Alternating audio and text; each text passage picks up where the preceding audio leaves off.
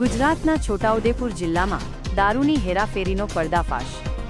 Chhota Udepur police સ્ટેશને ભારતીય બનાવટના વિદેશી દારૂની હેરાફેરીનો પર્દાફાશ કર્યો છે અને એક વ્યક્તિની ધરપકડ કરી છે। પોલીસને ચોક્કસ બાતમી મળી હતી કે એક સ્વિફ્ટ ડિઝાયર ગાડી નંબર GJ06PR5745 માં દારૂની હેરાફેરી થઈ રહી છે। પોલીસે વોચ ગોઠવીને વાહનનો પીછો કર્યો અને તેને રંગપુર નાકા પાસે અટકાવ્યું। વાહનની તલાશી લેતા તેમાંથી કુલ 881 દારૂની બોટલો અને બિયરના ટીન મળી આવ્યા, જેની કિંમત ₹2,75,280 છે। પોલીસે સ્થળ પરથી આરોપી નરેશભાઈ કમલસિંહ ચૌહાણ ઉંમર 33 રહે વડોદરાની ધરપકડ કરી છે।